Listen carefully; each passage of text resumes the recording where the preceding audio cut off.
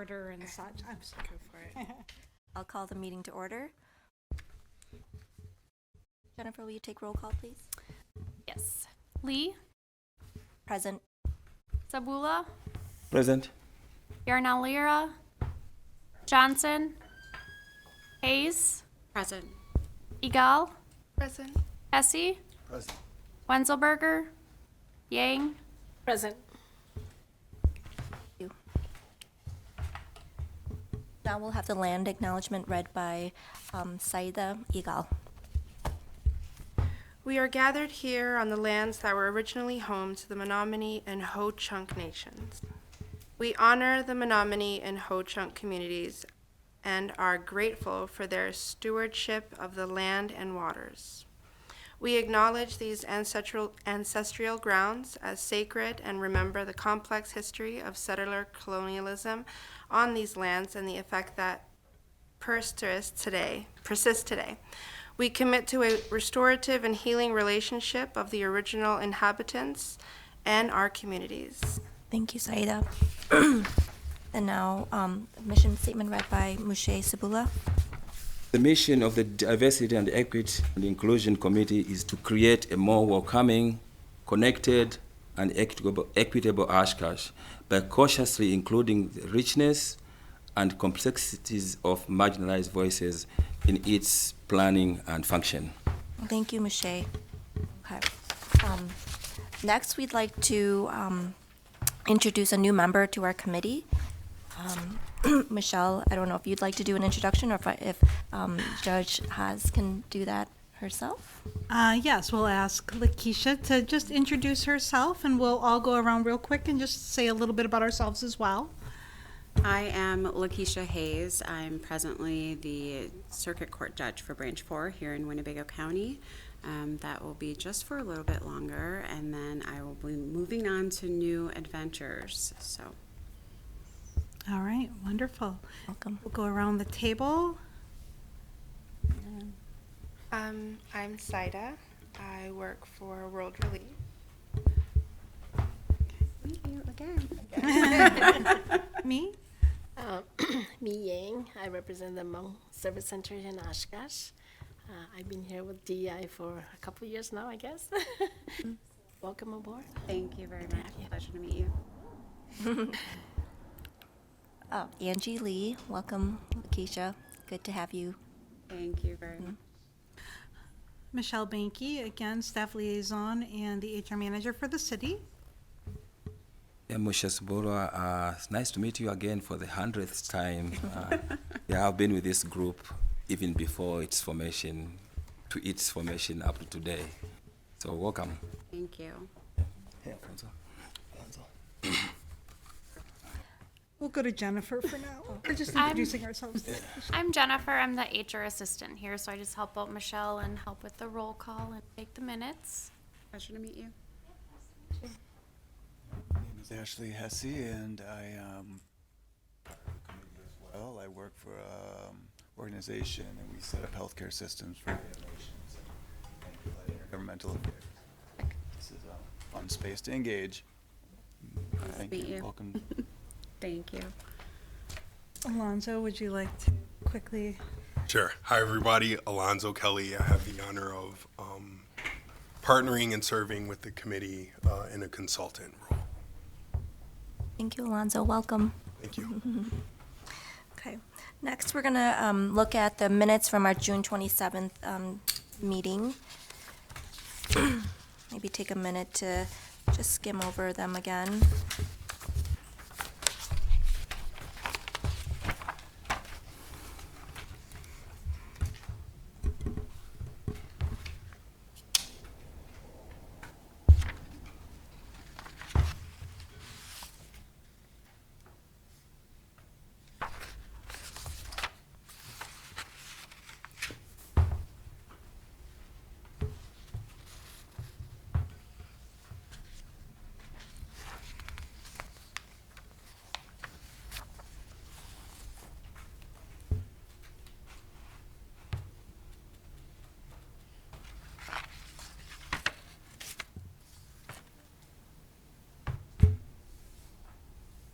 If there are no questions to discuss, can we get a motion to approve the minutes? I would like to amend the part that said I was asking for an update on Dora. I think once I looked at the minutes, I went back and looked at what I was actually talking about. I was not asking for an update on Dora, but I was asking about the process in getting an item on agenda. I used Dora as just an example because I had put certain items before. And since it was denied, and that's how I brought it back in, like, okay, what's the process to put items on agenda using specifically Dora as an example. So I would like to amend that because that's not what I said.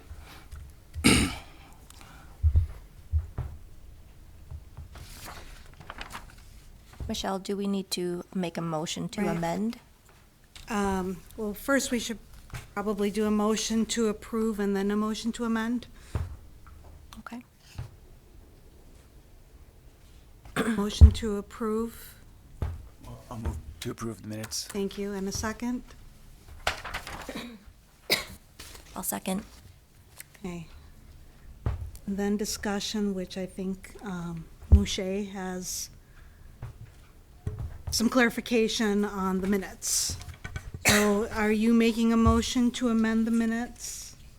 Yes, because what I was asking was the process on how to get items on agenda. And specifically, I used Dora as one of those because it was not like I wanted an update on Dora, no. I just wanted the process to put things on agenda. Okay. I can add that to the minutes. Is there a motion to approve the minutes with that amendment? Also move. Second? All those in favor? Aye. Aye. Aye. All those oppose? All right. Thank you.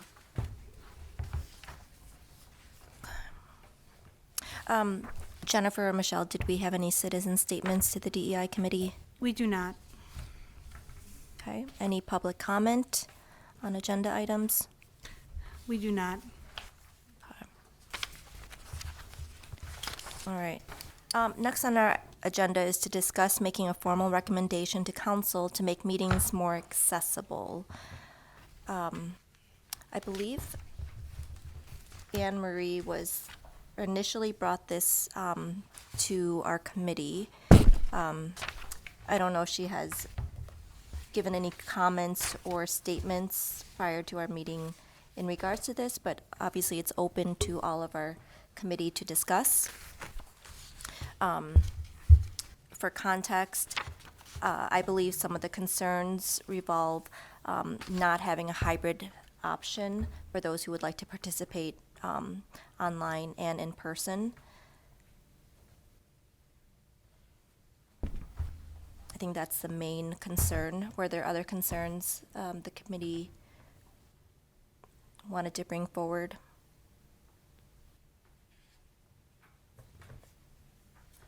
And I just did want to mention that I think the council has heard some of the concerns.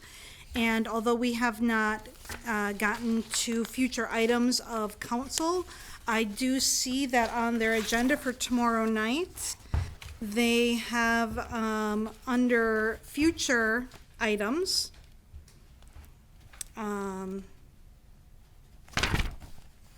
maybe not. I thought they were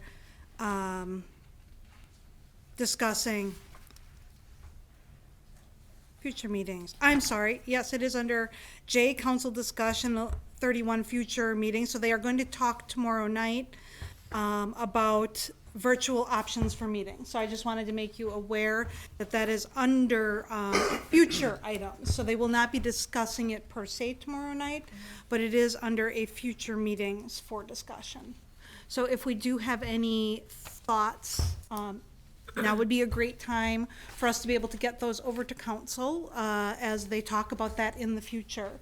Maybe some of the challenges or recommendations that we have. I have a question. How did we take public comment over the last 2 years when we were on lockdown? How did we do that? When we were 100% virtual, Yeah. then citizens could also had to do their comments virtually, although we did offer a on-site option for those who did not have access to that type of technology. So at that time, yes. Right now, what the council's direction is, all in-person meetings. We were doing all virtual during the COVID pandemic for safety purposes. At this point, the council allows for reasonable accommodation for people to be virtual, or in some consulting situations where it just makes more financial sense, for if we have a consultant that is in California, not to fly him in, for example, to Oshkosh from a cost-saving standpoint. They have not been,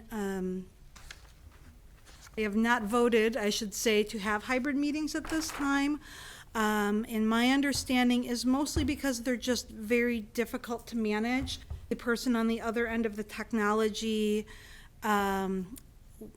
has had issues where they can't hear us, we can't hear them. And that is why my understanding is that the council feels that we should all be in person. Now, again, this is up to them to decide, and right now they have directed us to be in person. So again, it's our opportunity to give input regarding what we would like and the reasons why. So, and I don't know if anyone has noticed that on the front of our agenda, the fourth paragraph does talk about reasonable accommodation. If you do need reasonable accommodation, to contact us.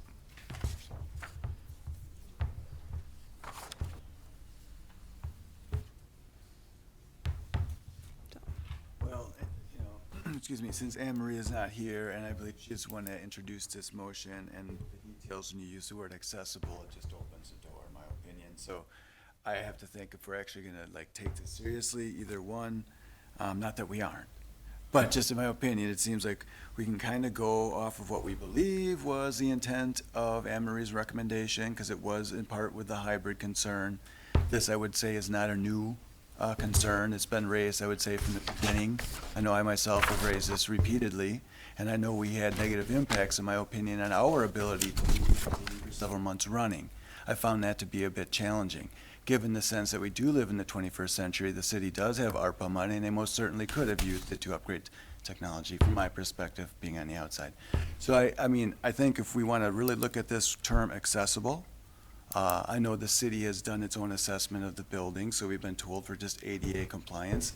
I mean, that's one level of accessibility. You know, there's many ways we could advance this. I don't know if we want to take this into a much larger consideration and use this as an opportunity to really sort of seriously look at what does it look like and find a means to actually assess it and analyze accessibility. But I don't really know also, because these are my interpretation of what this is here. And I don't really recall with 100% clarity where Anne Marie was coming from, because we kind of went on a couple of different tracks and complete disclosure. So I would just say to us to consider, really, we either one, look at this in a much broader context, or two, try to just narrow it in on the hybrid meeting. That seems to be a good starting point, and it seems to be within the context and of what we know. But I do want to, think a little bigger about this if we have the opportunity. You're very right. When she said accessible, I don't think she was only thinking of the hybrid meetings. I think she has made comments in other meetings about just in general the accessibility of our buildings. Yeah, also just to add up on that point, on the accessibility issue, it's not just for people like us who are able to come in here and have the meetings. Alonso spoke about citizens' comment, not only to our meeting, but even other committees or the city council. having access to that hybrid allows individuals in the community to speak to whoever they want to talk to. Like right now, you could have somebody wanting to participate in this meeting, but they're scared to come here and face the people. In the comfort of their home, they would be able to do it in front of their camera. So I think that access given to a wide range, I think is the best idea. I think we should look into that. Yeah. I do want to know if we came to a conclusion on the Facebook being open to the public to post questions, comments, and all that.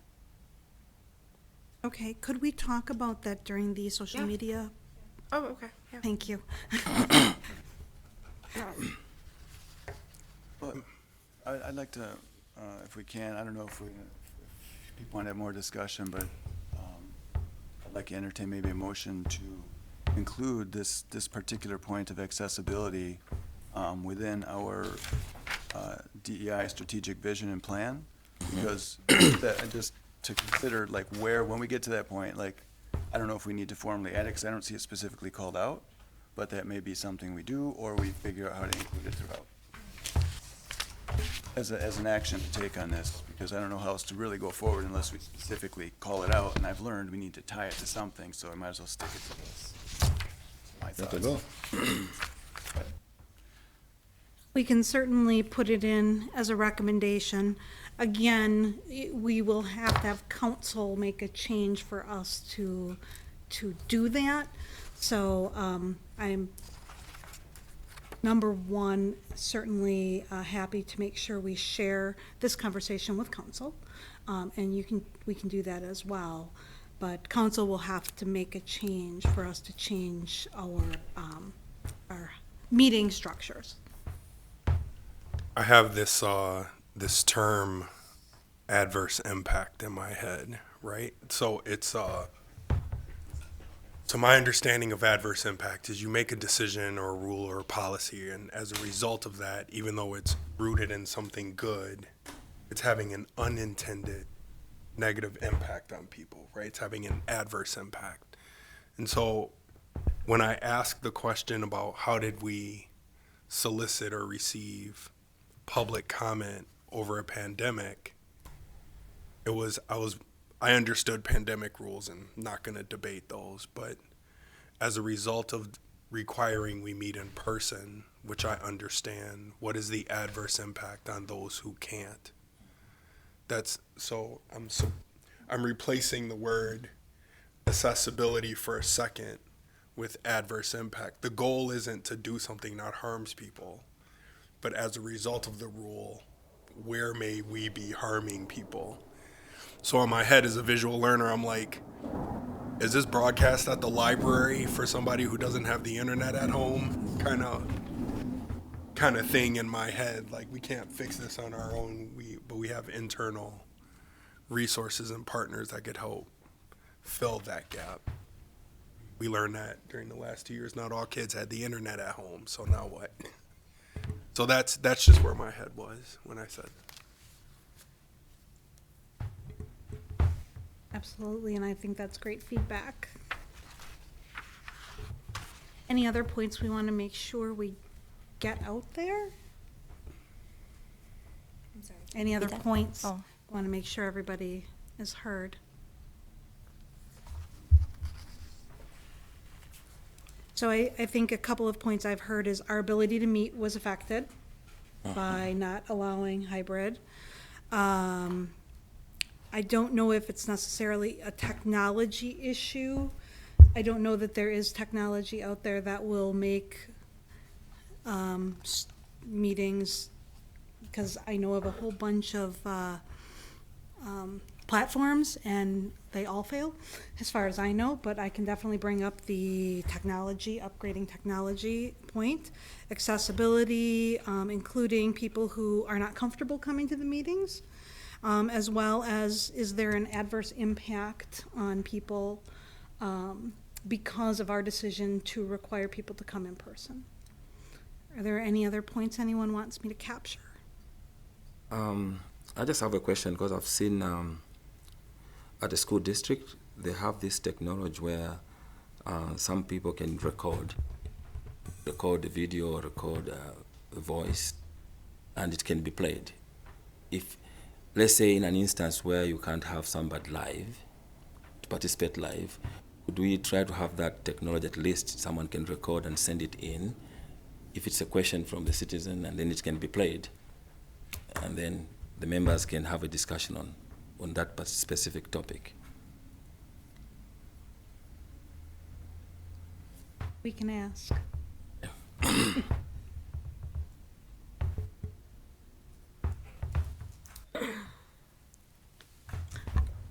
So right now, our agenda item says making a formal recommendation to council. Michelle, you jotted down all the points that were discussed here tonight. In making a formal recommendation, what does that look like? And does that come in a form of an email, or just this meeting alone stands as that formal recommendation based on our discussion?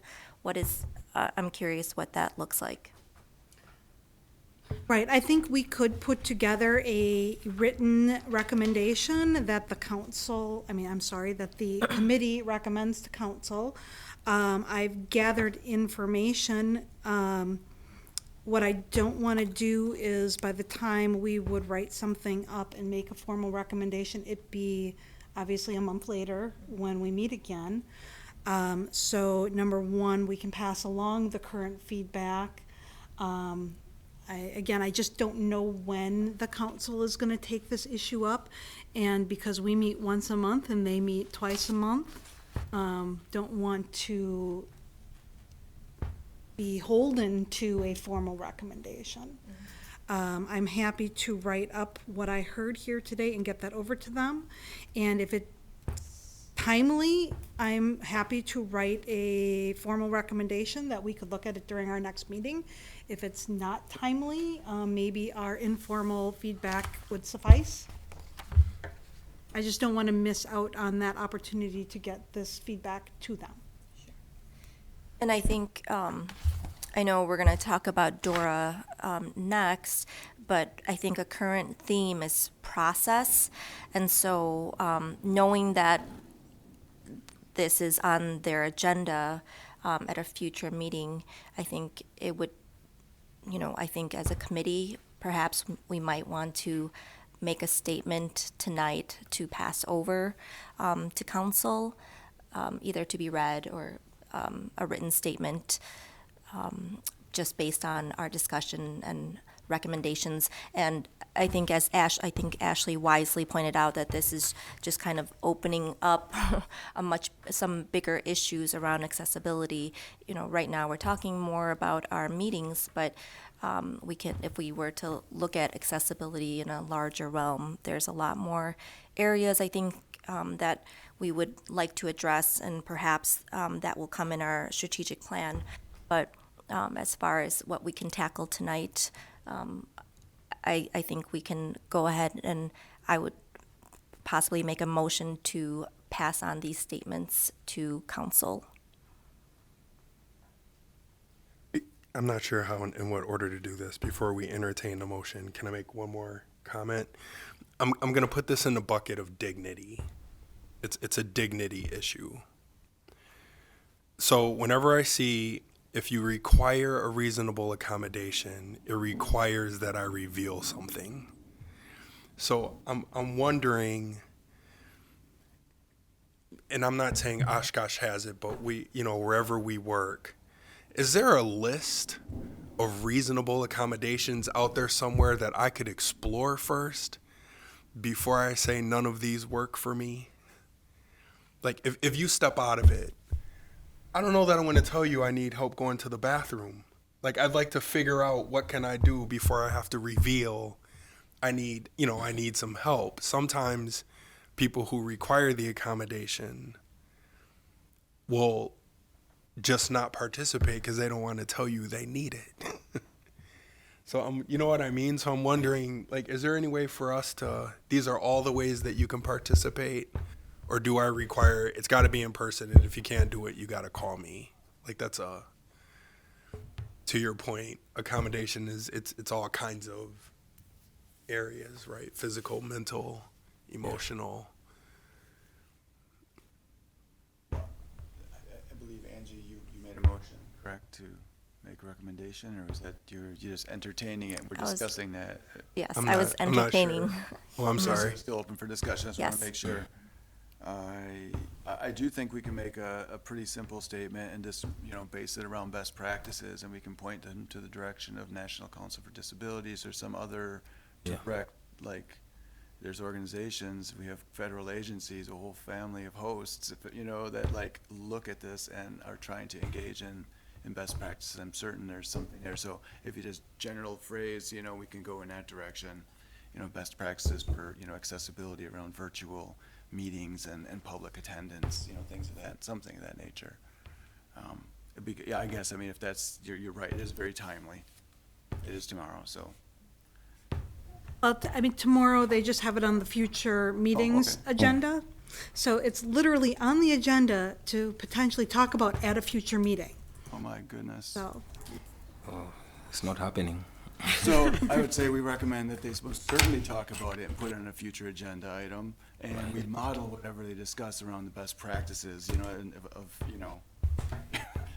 based on whatever we want us to focus them on. So is that the motion? Well, we're still discussing. I'm saying, Okay. hey, if you all sound good with something like that, maybe we can maybe, phrase it a little more eloquently, but, I don't know if that's something we want to do. Angie, you introduced the idea. I'm in support of it, like, so vote on me ahead and then craft something, or what? So are we saying something to the effect of a motion to support council putting it on to a future agenda? Is that what we're? Starting place, if that's the I'm best just we asking. have, I can't tell Yes. them what to do, so yes. Yes. And then Or perhaps asking them for a specific date after our next meeting so that we can get a statement out perhaps, so that when it does come to council, that we have a prepared statement.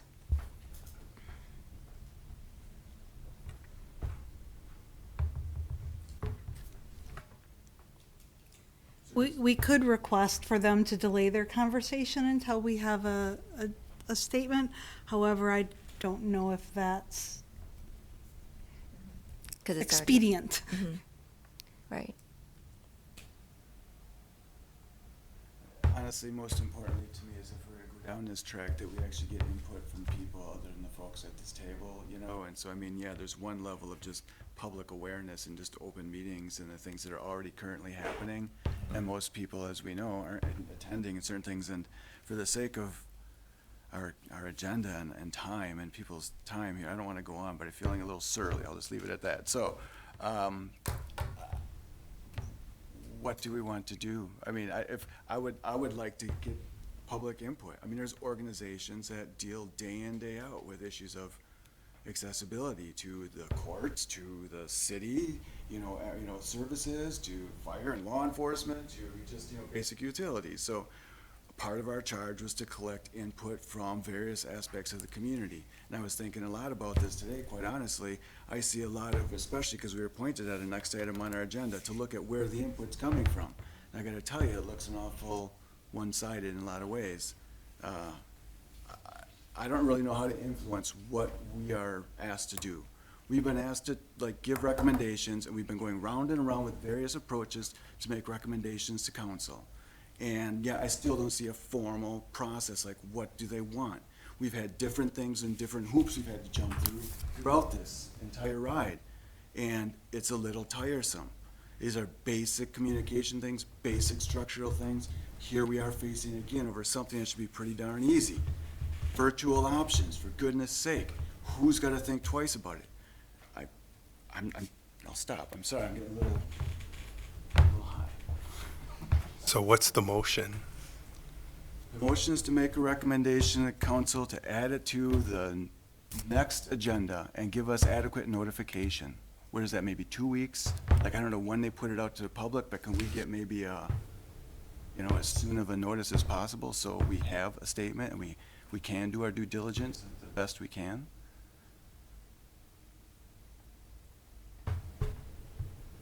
So make a motion to add it to the future agenda and give us as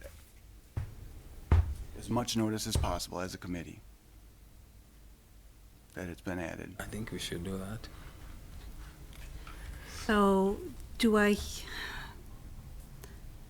hear the motion is recommend for them to put it on a future agenda item, but allow DEI adequate time to reach out to the community? Honestly, Michelle, I would just say, just recommend that they put it on a future agenda item, and we will try to do our best to keep track of when this stuff gets published. And Okay. like I said, in the meantime, I'll know it's coming and assume it's coming. Okay, Thank you. so the motion Just is the to put it on, the request agenda. council puts it on a future agenda item. Absolutely. Thank you for helping distill all of my emotional intensity at the moment, and I apologize. All good. Thank you, Ashley. Second. Thank you. Jennifer, will you? Any further Oh, discussion? any further discussion? Thank you.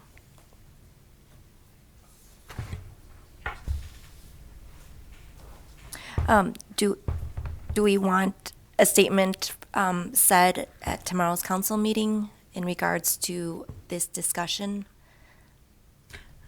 I will forward them your motion if it gets approved. Regardless, I will share the conversation about basically the concerns that have come up tonight, so that they can have a little bit more information. And of course, I can point to this meeting for their review as well, if they have a few minutes to do so. I think that'd be a great first step. Thank you, Well, Michelle. I just want to add a little bit, maybe it's a question here. So almost like what we are asking is for them to put it on their agenda, right? We are asking as a committee. So the way I understand the rules, unless I'm wrong, if they refuse to put it on the agenda, it's supposed to come back to us and we can overrule that. Right, as a committee? Unfortunately, I don't think you can overrule the council. We can't. Okay. Then we are screwed. They refuse. If they refuse, we have to come up with another way to get it on the agenda. Okay. If I don't foresee that. but- see that, but it's human beings, so. But I don't see that. Okay, I think we have a motion and a second. Any, Oh, any further discussion? Okay, we can just do an all those in favor. okay. All those in favor? Aye. Any oppose?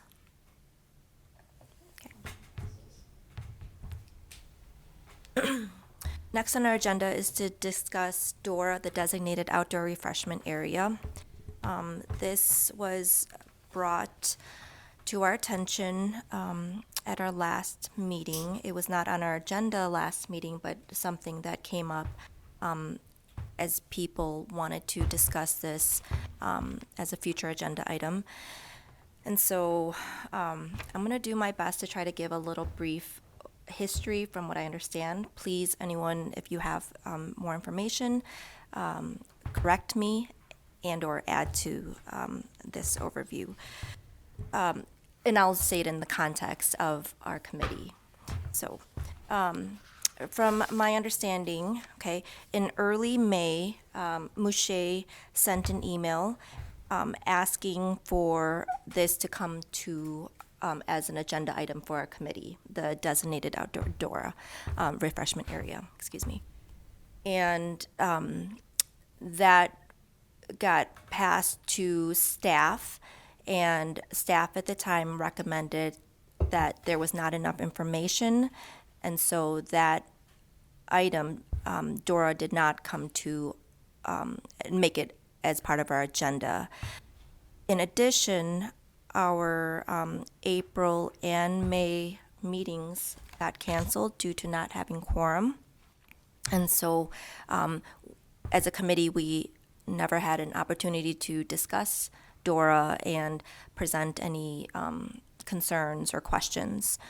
At last month's meeting, we finally did have an opportunity to discuss it with the staff or the council liaison, and there were some concerns presented, and however, the council was going to vote on it the next day on June 28th.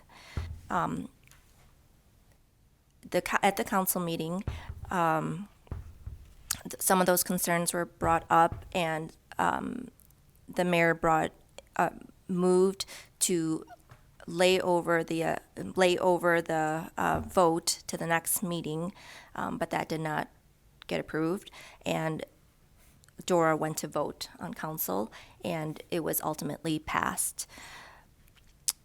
Some of the concerns that committee members have brought forward are the process in which this occurred, including the speed at which this passed, whereas other items that have been brought to council perhaps with maybe less impact have taken more time, more energy to pass.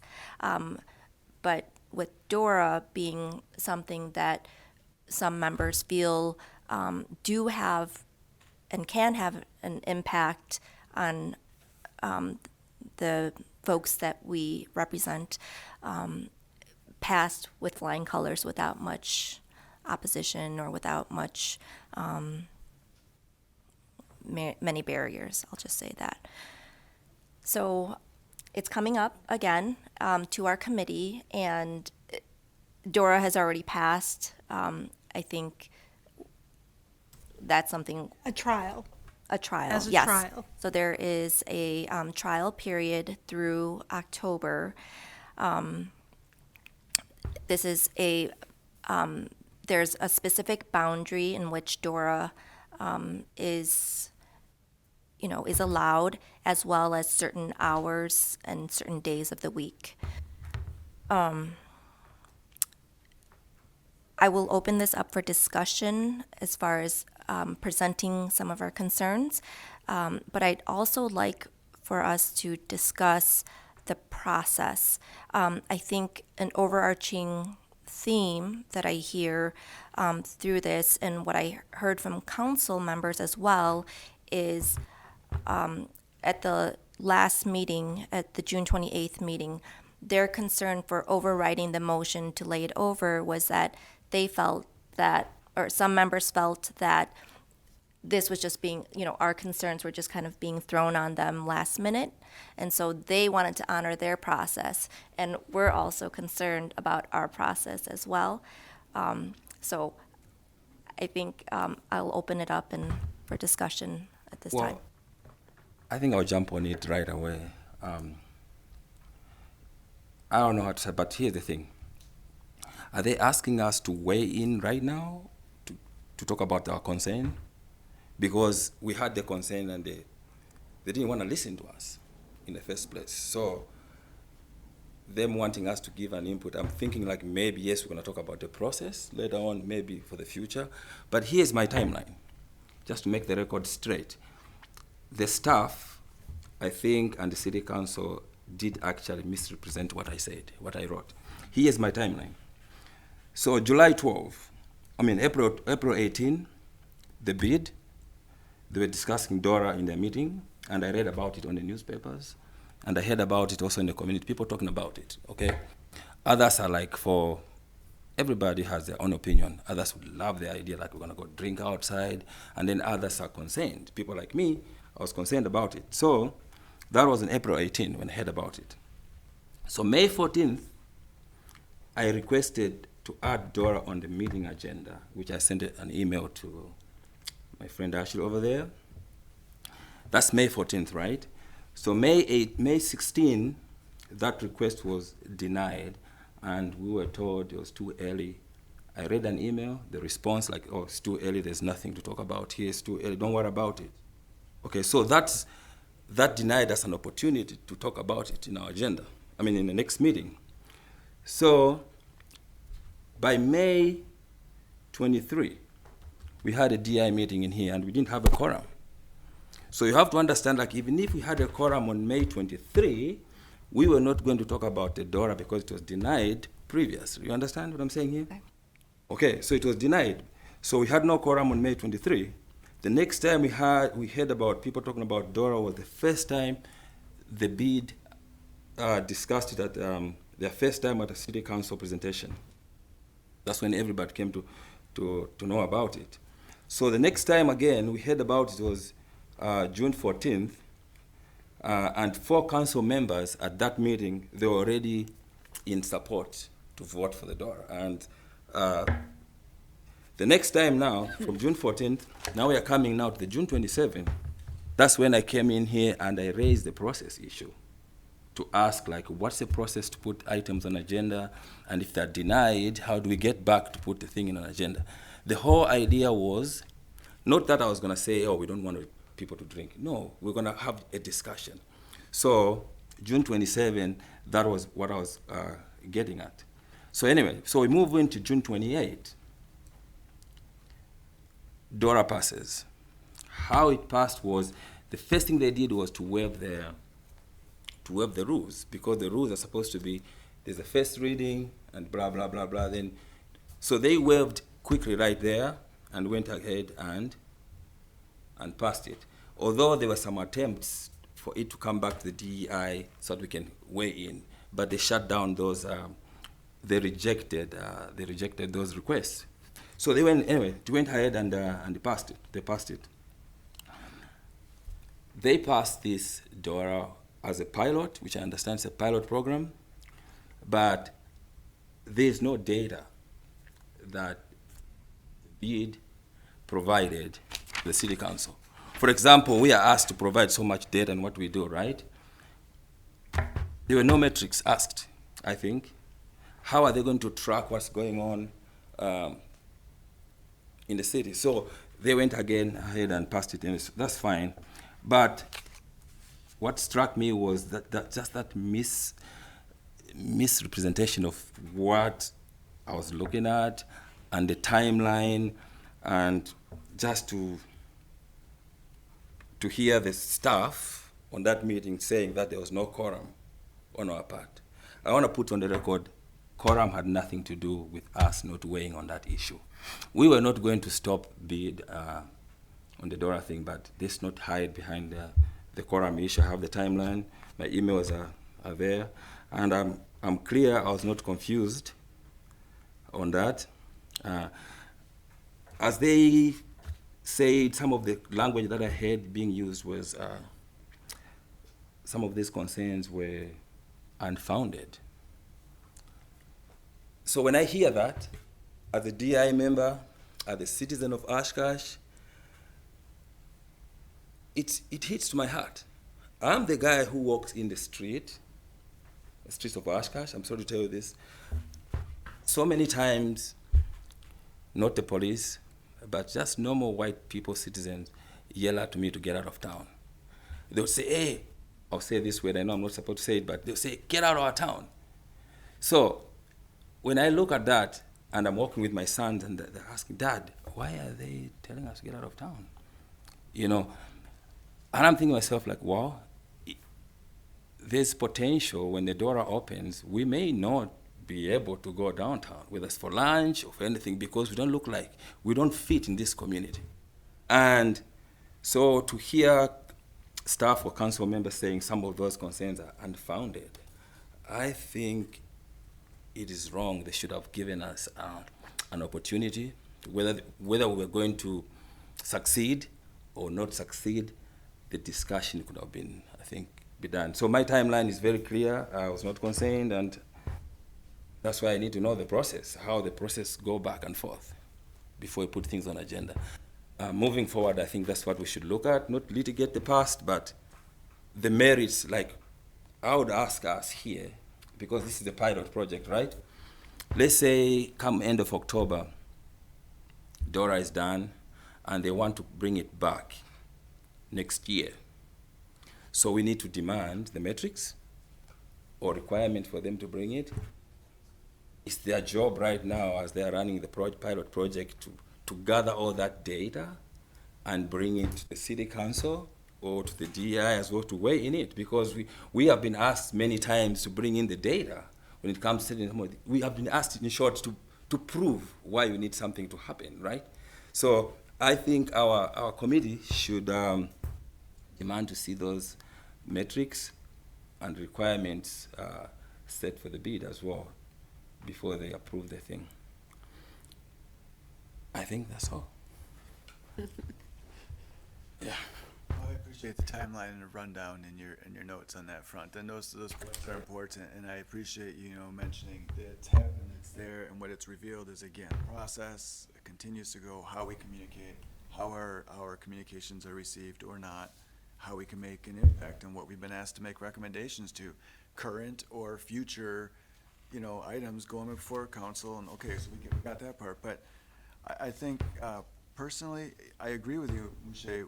It comes down to the measures. What metrics are they using? Like, what's the cost benefit? We've heard plenty through the videos we were asked to, and I was able to look back at the meetings, and it's all about the businesses, and that's great.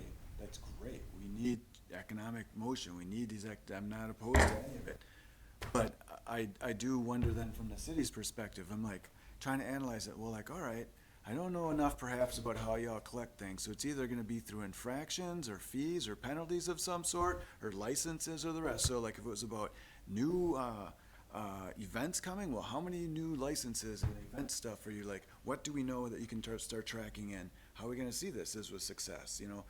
Is there, like, what was the cost to increased infractions? Yeah, there's a nice little map, but I can tell you what, if I'm not thinking straight, because I've had a few too many, or I'm out wandering with my friends, I could very easily cross the street. The same argument that was made about, oh yeah, we don't know about this downtown, this little park district. Well, you 5 centimeters, where you said 5 inches over, and it's not legal, you can't have it. But over here, on their little city plot, it's legal.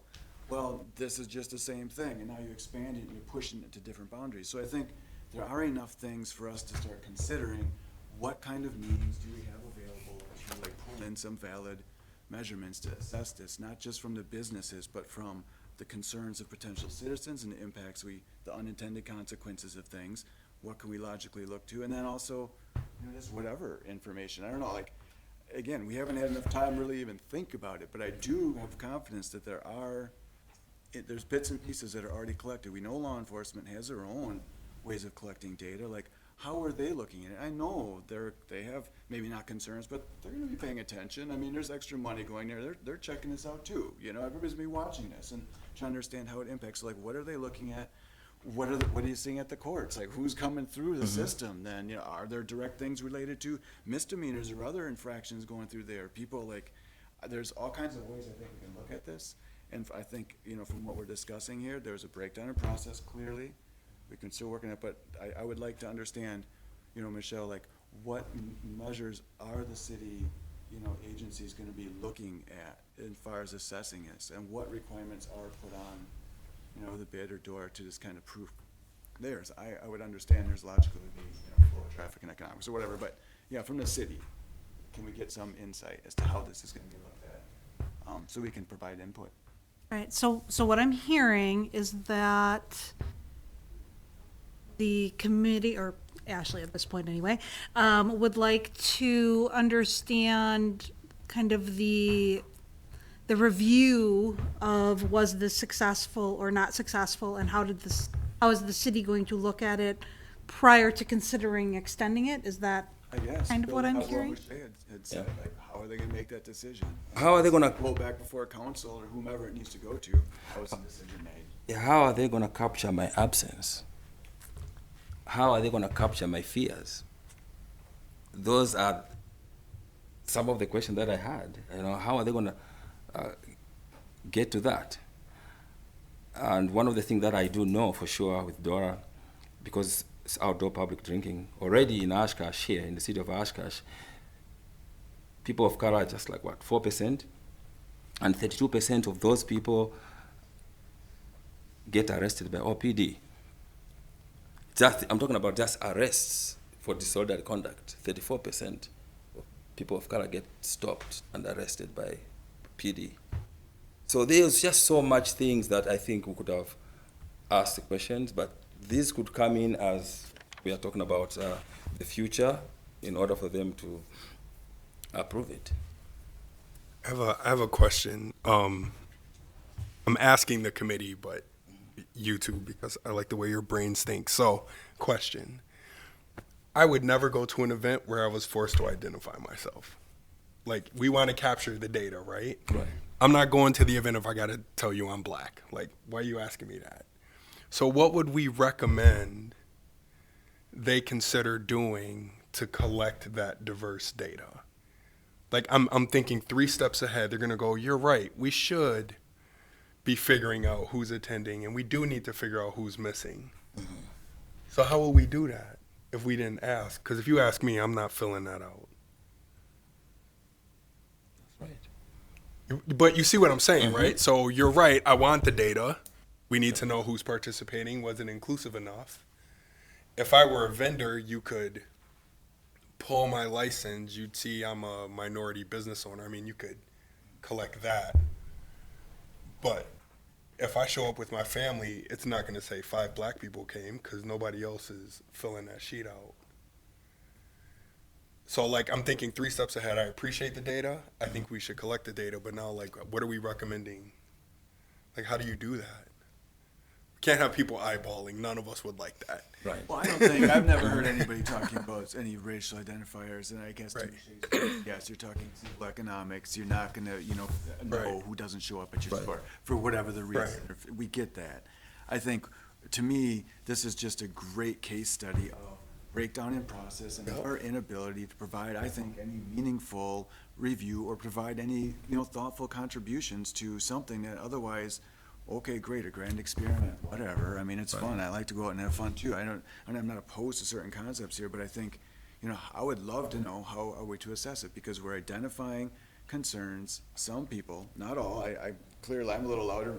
Shay maybe spoken up about this more, and I'm not sure, but long and short of it, feeling like personally we're not being recognized as a committee with anything worth anything to contribute to like, we're asked to respond consistently, or it's always an afterthought. It's sort of been the way this feels like. We're really struggling to provide any input into things that we are identifying and that we as individual members or other folks already have concerns or have issues or maybe have some insight to provide to a table. Well, that's the reason. That's why we are partially created. Yeah, that's the reason why I asked Yes. for this way before time. So as a committee, they had all enough time to get us weigh in and give our own recommendation. We could have gone back and forth and could have given to them. Still, even in the last minutes, change the motion. They did not want to listen to us. So I'm so confused if they really want to listen to us as a committee in some of these issues. Or is it just this committee is lip service to the idea of EI? I think that, sorry, and I realize it's my first meeting, so I'm probably just weighing in without, of course I'm weighing in without all of the information, I admit that. I think what I'm hearing is that there's this, instead of the council members using the lens of DEI with every step and decision they take, it is an afterthought. Now, how can we make sure we're giving the attention to DEI instead of moving through their process with the lens of DEI on at all times? It is kind of being used subjectively and at times coming off as though this is more of a lip service to the idea. This is not a movement. This is not something that you put a hashtag in front of, that is going to go viral. This is something that you should be moving through life with that lens on at all times, and that's not what we're getting. Maybe. Great. I hope that's what. That sounds good. Sounds good. That sounded Frustrating, right? Yes. Yes, it is. We So, can keep discussing this and discussing it, but I think again, our planning Right. piece is going to be perhaps very fruitful. So I just want to bring a couple things up before we leave Dora. I do want to make you aware that they are revoting on the hours of Dora tomorrow night at council. I did come across it in their agenda. They are proposing to add some Saturday during the day hours. That would overlap with the farmer's market and other afternoon events, FYI. Currently, the DORA is, I believe, 5 p.m. to 9 p.m. Thursday through Sunday. I'm kind of, what I do know is they're looking to add some Saturday hours, as a request came to council. It is in the agenda for anybody who wants to look at it. So FYI, only because we are talking about it today, and I did purposely pull the agenda so that we can better look at things that might be coming up for the council, which is in a outstanding items toward the end of our meeting. So maybe we can, from a process standpoint, get ahead of when the council is making decisions and let them know what, if anything, we would like to get some additional time to put inputs on. I did talk to Angie a little bit as we were brainstorming, how do we get ahead of this and make sure that DEI at least has the opportunity to say, council, this is something that we would like to give some input on. Any additional thoughts to that, Angie? As we were preparing for this meeting, so it is on our now outstanding items, review future items on council agenda. Again, because we do want to get ahead of it, rather than, again, the day before situation. So, going on that, Michelle has offered to provide a link or the document, the council agenda to our committee so that we can review items, future items, and if there is input that we'd like to give, we have access and information on their upcoming items of discussion. I think that is all. That would be a good first step. But as you know, we open this up. You know, I think a big question is around process, and I don't know if we could kind of define maybe the council liaison's role as part of our committee, and if so, what would that process look like as far as the information that we're sending out as well as the information that we're getting from our council liaison. And I just learned that Aaron will be our council liaison for this next upcoming year as well. And so we have that established relationship with him.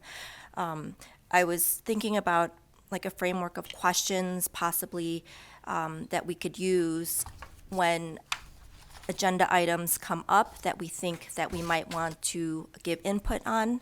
And I'm happy to, this is just a starting point of possible questions. For example, what are potential positive consequences? What are potential negative consequences? How will this decision benefit people? How will this decision harm people? How will this contribute to our mission? And how will this contribute to our community? As Lakeisha said, I think ultimately our goal is to help provide a lens or a framework for council to as they're forming agenda items, as they're discussing, and perhaps that's part of our role in advising, is giving them a framework of discussion points so that they are able to discuss and discuss the items through that lens. So I think there's definitely work on our end as well of creating or helping create that framework. I don't know if that's our role or that's something that we do together with council. Just kind of throwing that out there. But as far as Dora, I would recommend that we have a statement or something prepared before they discuss whether they're going to continue this for the next year or extend it or make any changes, before October. So we do know that that is coming up. This can be an outstanding item on our agenda for further discussion if we would like. But we know that it will be back up for discussion, and so I think knowing that we can have something prepared, a statement or concerns or questions, as a committee, we can have that.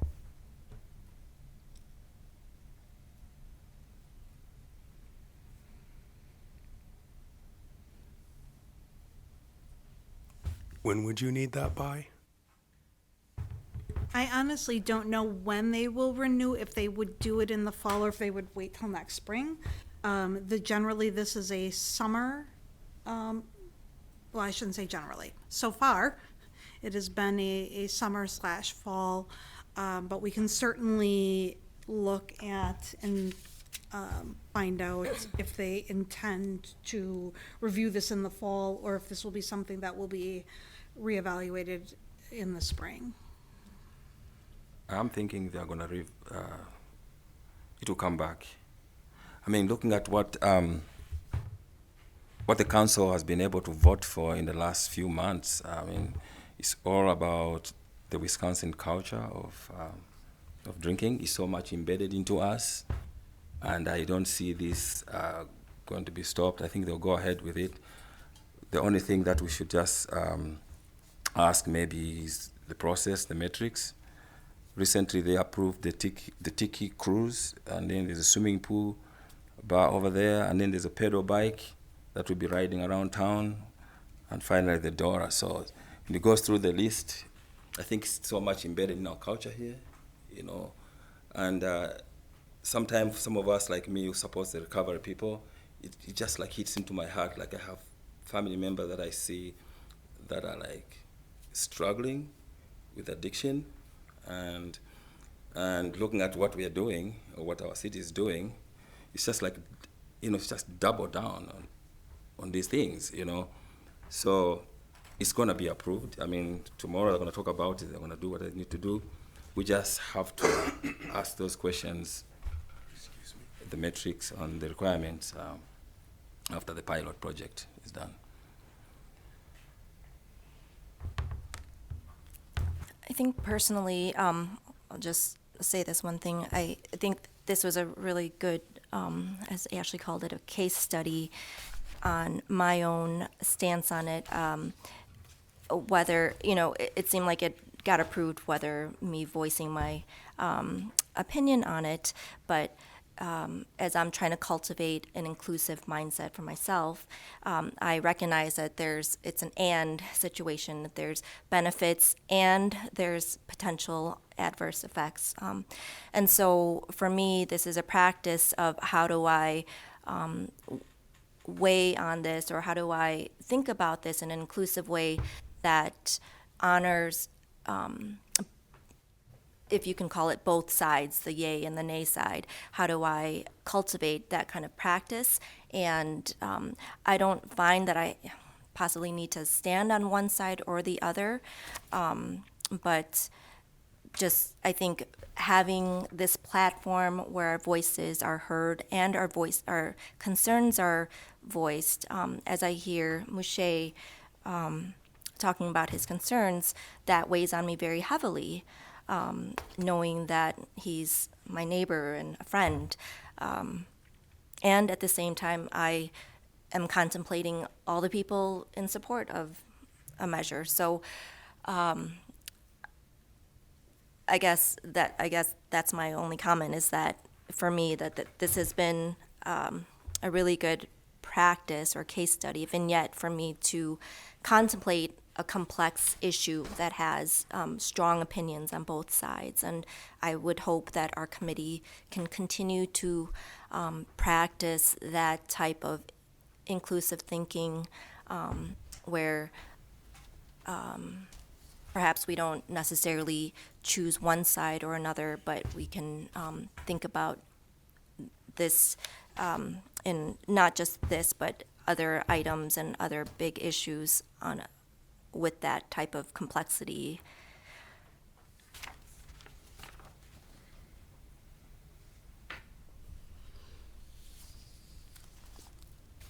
How do we reconcile the question on the table that Mouche asked on process? Like, how do we reconcile that? So, in like big building blocks, the city wants to do something, the committee would like to give input. Like, how do we do this? Like, how do we reconcile that? Like, I feel like you asked the question and we haven't answered it yet. Like, on the process. So what are we doing going forward? Like, I mean, we can ask, but at the end of the day, council can say we're not going to talk about it, and like that's like the end of it.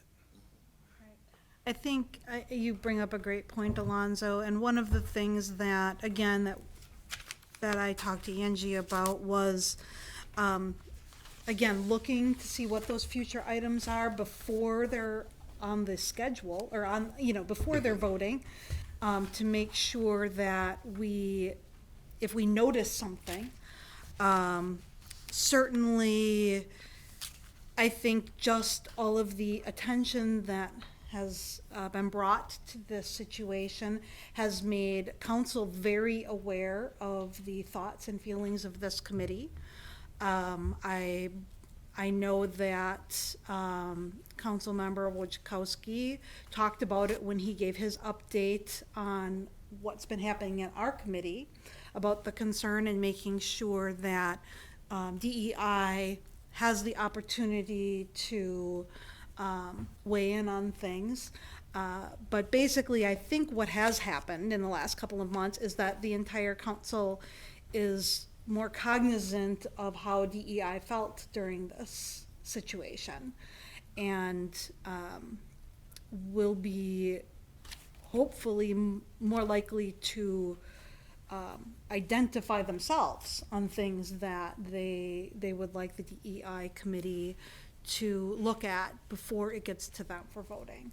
So sometimes the publicity of it itself will help, but I think also for us to proactively look at what's coming up on council meetings to make sure that we let them know if there's something in the future that we would like to put a formal recommendation together on before they get to the voting, would certainly be something that I'm hoping will help the process.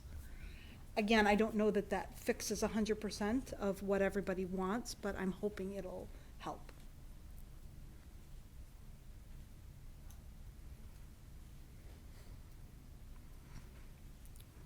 Any further discussion on Dora? It was once my kid's favorite show. When we talk about it, it's just kind of this weird thing. I don't know. I think, sorry, I know I said I'd wrap up on this. One thing I would like to think about in future is how we create a space for people who choose, or to, in the spirit of inclusivity, how do we create a space for those who would like to abstain from participating in DORA, and whether it's working with an established bar or restaurant to create a safe space, or a space where people who are trying to stay sober or abstaining can also feel included. So that might be something we'd like to discuss in a future conversation. Okay. Thank you, everyone. I appreciate and honor everyone's opinions and thoughts on this. Okay, next, the fun part, plan facilitation and development. So you all received last meeting a very beginning draft of our vision and strategic plan. As I mentioned, a lot of this was based on the Beaverton, Oregon, their citywide DEI plan, as well as looking at the City of Oshkosh's Arts and Beautification Committee's strategic plan. All of this is open to edit and revise, but just here's a basic layout of how possibly we might want to structure our strategic plan. I know that there's been comments added and questions, and I'm not sure how to best go about working on this, whether we go kind of, page by page or, and Alonzo, I think your expertise will definitely be tapped into here as well.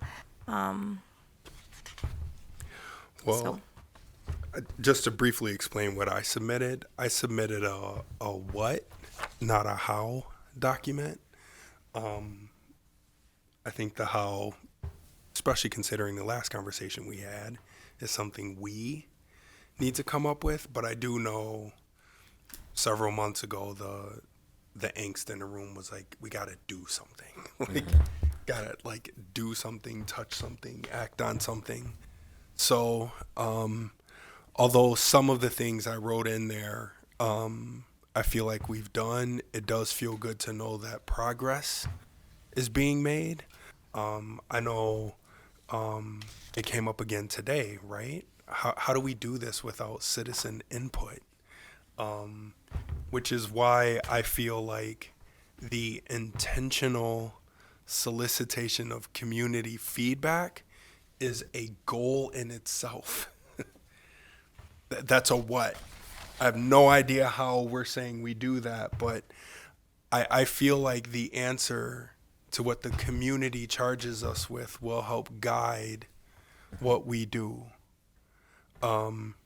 Which is why under phase 2, there's nothing else there. It's feedback. It's collecting as much feedback as we can. I want to respect internal employee satisfaction surveys that this committee may or may not have access to, but they don't live here. So as members of the community, and their information, what do they see? What do they want from us? So I feel like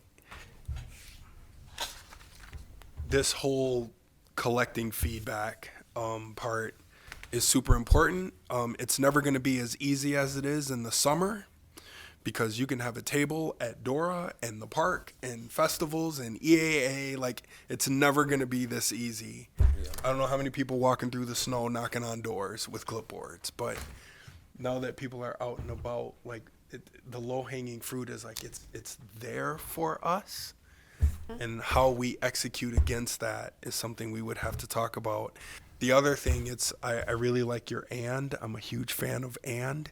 So, and the calendar doesn't stop. Like, we're constantly presented with the opportunity to recognize people in our community. So July's done. Like, who in August could we recognize? In the way that we move, it might be too late. But I do know September 15th, October 15th is Hispanic Heritage Month, right? So what, if anything, could this committee do to initiate that recognition? We don't do it, but what can we do to initiate the recognition? Like, while we're collecting data, it doesn't mean that we can't do that too, especially since we're a recommending body. So that's what I have that lacks the amazing detail of the strategic plan that was presented to us. So I wanted you to understand mine is more of a what, like, what are we doing phase 1? What do we do phase 2? What do we do phase 3? And then the how we would talk about.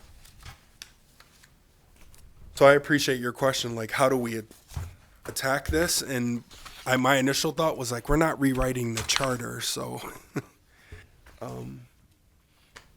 I'm biased to, at some point we have to ask the community what they want from us, because it might influence some of this, but I'll stop talking now. That's where my head is. I suppose I could ask a question. Has this committee ever collected data from the community? No, not in any formal way that I'm aware of. We've made inquiries as to the city's current capacity and capability to solicit input, be it virtually or maybe by a phone or things that, maybe we say if somebody calls in and collects it. Right. You know, like, how we've messaged, you know, like, I don't know if we've made inquiries. I've done some little digging of my own. You look at the city's website, how do you make comments? You go through that same old gamut of, this is what you get, you know, try to figure out who to contact kind of a thing, so, we've not done so. We do have some budgetary items that we could probably tap into, but we've talked, you know, at some point early on, like, how would we even begin to do surveys? Nobody likes surveys, so that's not the most effective way of getting information, you know? Like, can we hire a marketing firm? Can we start just tracking people's, you know, actions to their cell phone like every other good corporate enterprise does, you know? I mean, and that kind of stuff nobody wants to admit to, right? But no, we have not done so. It's my long-winded way of saying no. Alonzo, the city does participate in an annual survey through Polco, I believe. Okay, I'm getting a nod. But it's very high level, and it doesn't go into a lot of specific feedback, but basically talks about Oshkosh as a welcoming and inclusive community. The participation has been low thus far, so we've been trying to get more and more participation in that, but that is going to be more of a how does it feel versus what can we do to make it feel different. Yeah. It's a separate question, right? Right. You would get all my demographics, but I do not recall when I lived in Oshkosh someone ever asking me at the city level, what is it I'm looking for that makes me feel like I belong here? And I would say a barber. Like, where's the survey where I get to put hygiene? You know what I mean? Like stuff like that. That's not going to show up in a demographic, or that's where I feel like it's a contact sport, right? We got to be at the table and we got to ask that other stuff. Right, so there, you know, we've been told this, the citizen survey is produced, we've been told some of the numbers. One of the questions we haven't asked is there a way to influence the questions? You know, can we, it's a survey data, you know, Polco, I mean, this is what they do, so who provided them the inputs and the questions to ask? Can we have some input there, because it's gonna go out? And then I think collectively, what can we do to elevate that? You have a library. Is this a point in time survey? Is this done biannually? Is this annually? You know, can we just open it up 24/7, 7 days a week? You know, 365 kind of a thing. With milestones, checkpoints, you know, every quarter you're tapping in, where are we at? Like, I don't know how it's used, I don't know what the city pays for, et cetera, all that business, but that's what I would like to know. Can we influence it's the questions, and can we have some input as to, because how do we get to get that out there? To me, I think the library could do a lot. I don't know that they don't. You know, we have little motions, like where else can we put information out to encourage, you know, participation in that sort of thing? Have people walk around with your tablets, your iPads, whatever, you know. Kids, are we asking kids? Is there an age limit? You know, I don't remember looking at the survey, but those are the things that come to my mind, because we're not out there in the streets. I don't have a fleet of, you know, volunteers, you know, to go and help canvass the neighborhood, and, you know, I don't know. So, I mean, who do we ask? I don't know, you know, as far as that goes. Who at the city level administers that survey? I can tell you I can find out more. I Yes. don't have the answers to all of your questions. I don't expect you to have answers to literally any of my questions. I ask your expectations like that. I just ask a lot of questions. So that's, I don't know, that's, I think would be useful to again, help inform our strategic plan. Like, we can only come up with as much as we can come up with, but there's lots of people that have opinions and really good ideas. In the past, I know the Department of Public Administration at UWO helped facilitate the survey. I believe Dr. Sam Larson, along with some graduate students, produced the most recent survey that I've seen, which is on the city website. Those were the authors. So I think, if I'm not mistaken, that the Department of Public Administration helps facilitate that. I'm happy to reach out to her and ask if DEI, our committee, can submit additional questions. I don't know what the answer would be, but I guess it wouldn't hurt to ask, so I'm I happy can to. do some checking internally as well and Okay. potentially have some answers at the next meeting. Thank you, Michelle. It's weird. I feel like there are so many individual entities that already do what we're asking. I wish we could put all their answers in a book. Like the arts district does it. They're constantly asking, what could we do or what could we offer to be more inclusive, right? So they got answers. Schools have answers. Hospitals have answers. Like everybody's doing it themselves, but there's no one place, right? I don't know the rules. Part of me wishes we could add it to the United Way survey, but I'm thinking of all the entities that touch the most people. Well, there are organizations that are really built to do just that, help cities, municipalities, and governance kind of entities and bodies really structure data and decide how to use what you already have. A lot of that's the Open Data Institute, who I've been working with, following for a long time. They happen to be out of the UK, is where they're founded, but they work with anyone, literally people, and they have whole contingencies of people in the US, but that's their area of expertise, and there's a lot that can be done with the existing data, and often we don't know what we have in our hands, to your point, what we go with, and so not being part of the city, not being part of those departments and divisions, we don't know, do we have an analytics department? Does the city have somebody that can do their own data analytics? Like, I don't know. Do we have, like, where are the EPIs? Do we have connections to the epicenter somewhere? Can they give us, population health survey? I don't know. But there's a lot of stuff I think we can do. But those are the questions I would like to ask, but I don't know who do we ask these things of, because I don't want to reinvent the wheel. Right? And these are, if there's readily available information, what can we get?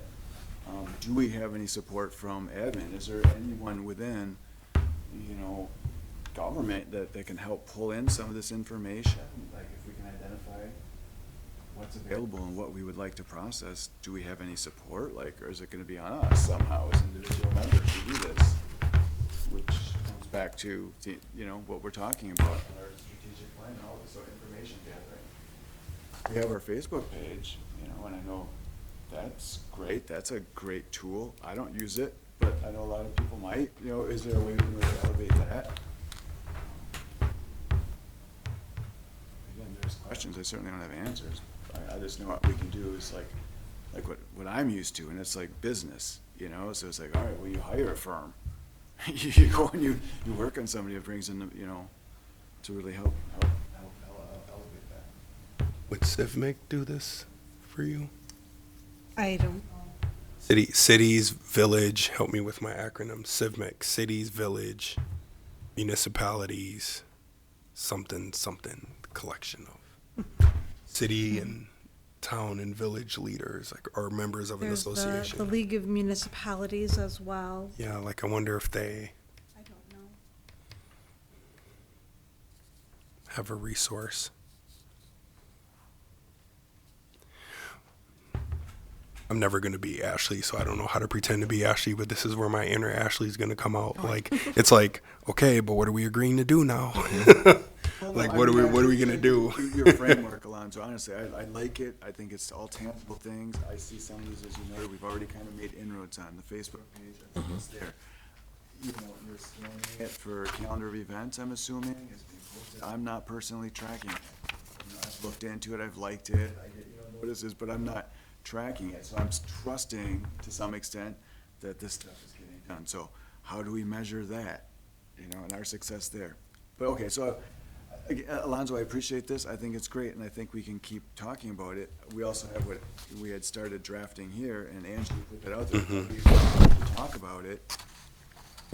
It's clearly some folks have made comments like you didn't really say, and that's really great. I'm one to just chunk things out, can we set ourselves a deadline? I hope, Michelle, you were nice to say, hey, everybody, get out there and add comments. It's out there, and I appreciate those reminders. I'm sure others do as well.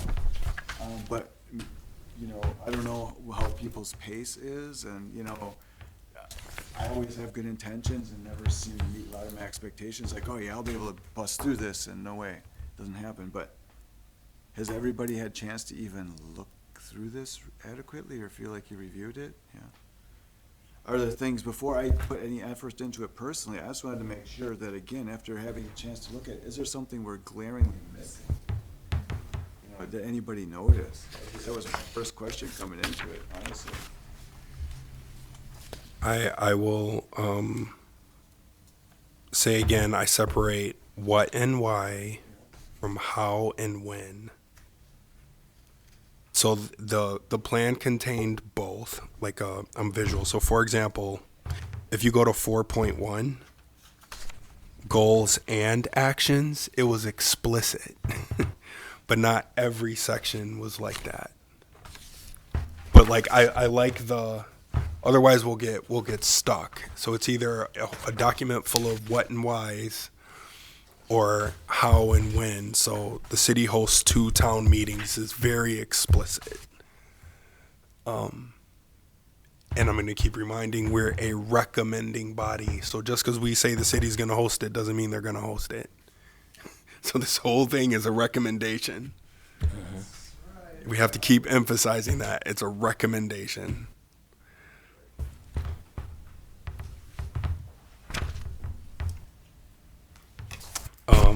If you look at goal number 2, lay a foundation for establishing a multicultural resource center.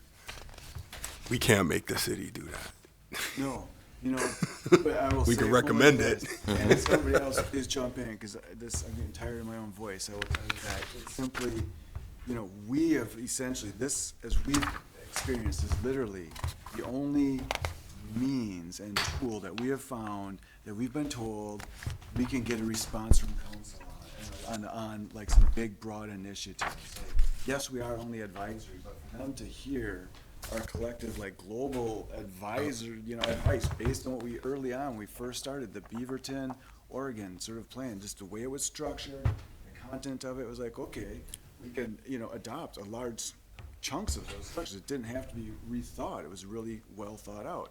We just need to start applying it to our area. How does it apply or doesn't it? I don't know. Kind of lost myself there, but yeah, I don't know. If somebody could reel me in, that'd be helpful. But I just like this. We literally, to me, Alonzo, I guess I feel like this is the only vehicle we have to communicate a lot of these things. So whether it has to contain the what or the why or the how and the when, that's really great distinctions, you know. And I'll get spun out into all of them. So whatever, I just know we need something. No, I like it as a means a lot. with. Let me show you another area where I think we'll get stuck. Like, for example, so I'm going to go back to 4.1. Look at goal number 3. And it's 4.1, goal number 3, the DEI framework and city practices. And this is where we get stuck. Right out the gate, the percentage of city employees, you might as well stop reading right there. Because we've got the HR person next to us. There's an internal DEI. Do you see it? Goal number 3 would be on your left at the bottom. You see it right away. This is jumping into, I'm going to say, inside the fence stuff. And that's where we would get stuck. Yeah. That's where we get stuck. Like us influencing the hiring, the retention practices, employee data. Like that's where we tend to get stuck as a committee. And I think that has been brought up as kind of outside of our scope. And so perhaps something like, or perhaps goal 3 can be part of our recommendation. That can be moved to the recommendation section of the strategic plan versus our action plan. But I don't want to scrap the whole thing. No, because I there's a couple understand. in there, like arguably we could, if you go to 3.8, is it just look on the next page, 3.8, the number of businesses based in Oshkosh are certified. Like, I do feel like this committee could talk about that and influence that. It's just when we start talking about employees. Sure. So I don't want to scrap the whole goal. I'm just saying, like, we got to scrub it for our own sanity of what do we believe we can influence. Well, you know, that is a good question. as an advisory body, what is our level of influence, is what this raises. We are asked to provide suggestions, recommendations to the city, so I say shoot for the moon, let's put it all out there, and then let history decide if it was successful. And that's my sort of philosophy on this. I mean, I don't know how else to use such a tool, because you can put a boatload of effort into something that's just gonna sit and do nothing, you know, and no one's gonna use it, or, you know, we really put it out there, my opinion, and throw it all out there, and then everybody can say, okay, city, you've been recommended to try this, to try that. Why haven't you? We all see it right here. If it's no longer valid, well, maybe bring it to this table and the group can decide, well, is this still valid or not? But, you know, we need to sort of create a structure for everybody to respond to, in my opinion. And I see this as that thing. So I say, I hear what you're saying, but I still say we don't limit ourselves. That's would be my recommendation to ourselves. But I get. That's why I said I don't want to scrap it. I don't want to. Like the very last one is really powerful. The city consistently evaluates and removes barriers for marginalized communities to access essential city services. We put it in there that the city must do that. Who's gonna evaluate that? Yeah, The but city that's level? what I'm saying. Yeah. And we were asked to then add the metrics and how is it, and validate it and provide relevant data and history to back up these things. So we can dig into it. This is sort of, you know, a starting point, and if that ever gets to that point, you know, okay, you know, those are great questions. But again, I would say ask them, put in the recommendations. But I really value your review of that. So like, that to me is a good process. If we could maybe continue to just feed into this and maybe use your lens to some in your experience, Alonzo, to maybe help us scrub it, because we're all providing the inputs, and I think my stuff's good. You know, like, hey, I think your stuff's good too, and, you know, whatever, but I mean, maybe some objective insight would help strengthen some of this. Obviously, it's just, I think, more time, so I don't know if maybe if we could agree to look at one section and maybe just focus some effort on that, you know, might be an approach. And then when we get to the spot, maybe we could send it over the fence, or it's out there, and we could just provide some feedback along the way. I think would be helpful. It helps me just hearing you, like, oh yeah, that's a good point. Like, oh yeah, maybe that gets moved to somewhere else in the document. You know, I appreciate it. You know, and trying to figure out how we're going to work together on this is a big one for me. I know in the past we have brought up the possibility of creating a subcommittee, and I don't know what the interest would be amongst us, a smaller group of us, to really work on this. But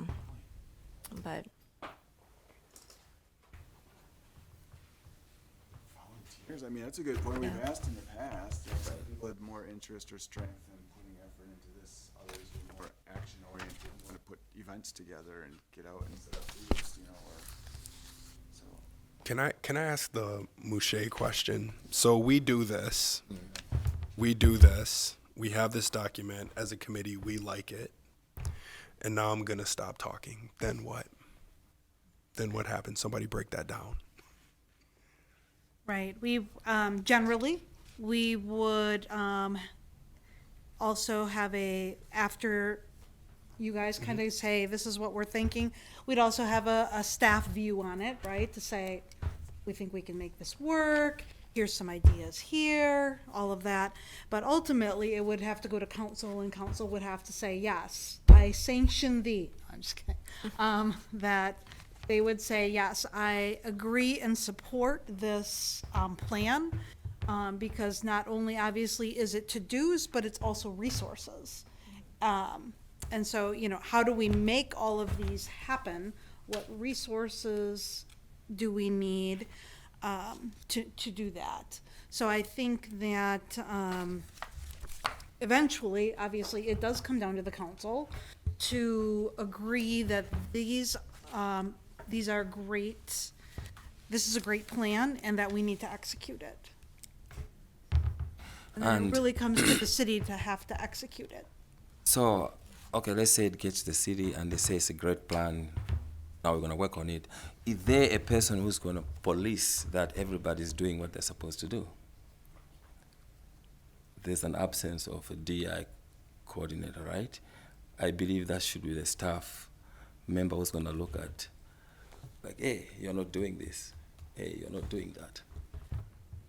Ultimately, the city manager and the council would be in charge of making sure that we're following through. But I understand what you're saying. Ultimately, this, again, the city manager has to ensure that the city is producing what it's supposed to for the council. I'm a tangible learner, so I gotta touch something to follow your. So, I'm making this up. So 1.2, the city hosts at least 2 town hall meetings every year focused on diversity. So we as a committee, we recommend that. It gets to city council. Somebody says, yeah, we support that recommendation. Who makes sure they have 2 town hall meetings every year? Like I'm working this through, because I'm not. Right, well, there was an effort to advise the city hire a DEI or staff, a DEI coordinator position, or carve something into the city structure to ensure that this becomes just like. Right.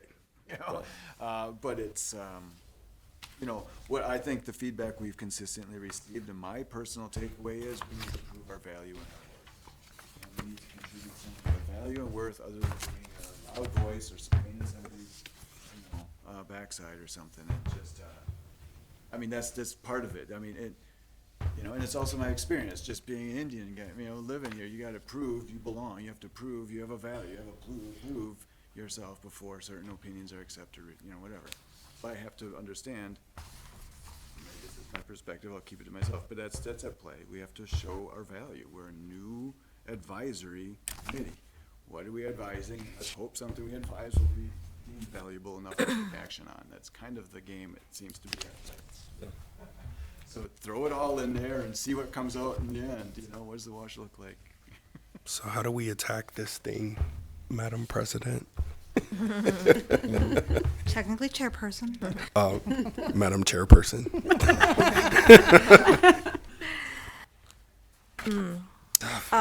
To Ashley's point and to Michelle's question, in section 4.2, there's a section that's just been started called Identified Necessary Resources.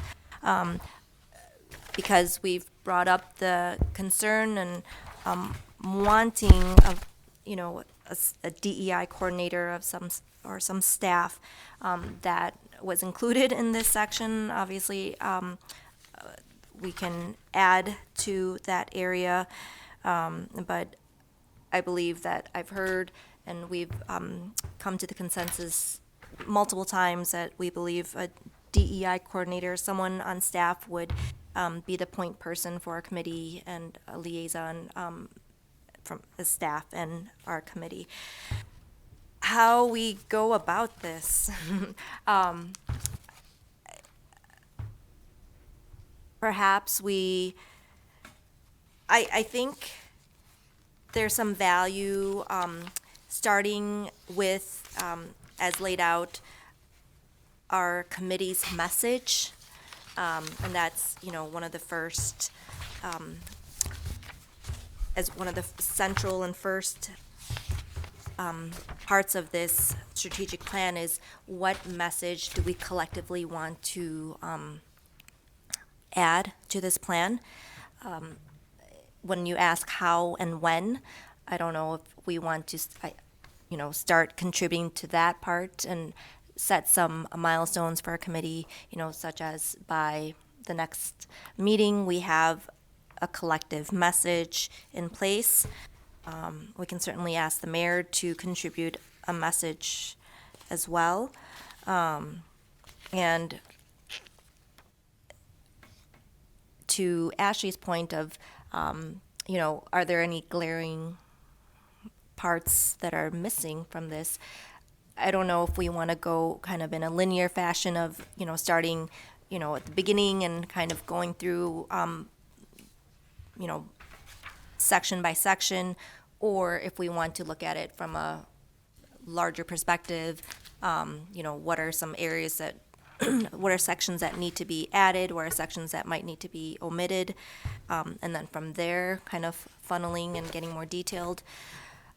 I'm open to either process or either method of going through this.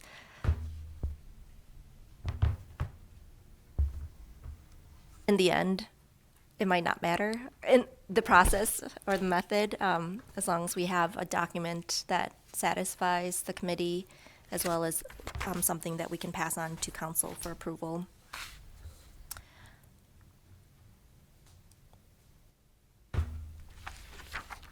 I'm also open to using our meeting times just as a working time to go through a section, make some points, and then having those points summarized or added to the next meeting or whatnot. So I would support that latter recommendation because the people in this room represent tens of thousands of people. So I think all of our voices should be heard on these sections absolutely. rather than sub it out. Okay.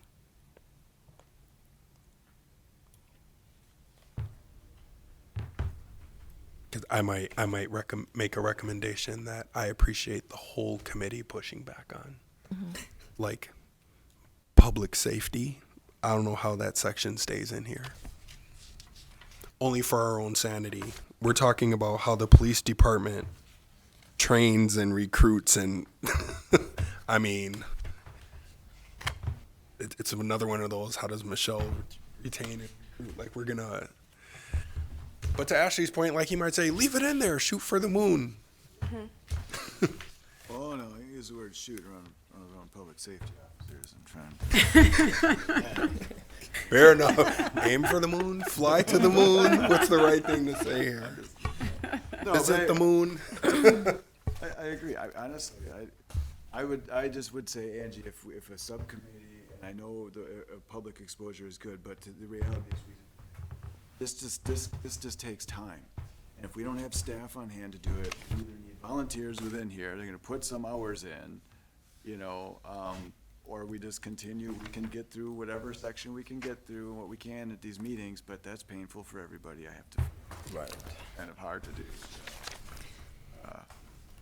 So I'm kind of like for both and, really, we need some work to get done outside of here. We'll never. This is amazing. You got us this far, and I appreciate it, Angie. A lot of work. A lot of copying, pasting. It doesn't matter. It still takes brain power, time, effort, focus, and energy, Thank you. Okay, so I propose that by our next meeting, that if you'd like to submit something under the DEI committee's message, that's the area, one section that we can focus on before the next meeting. And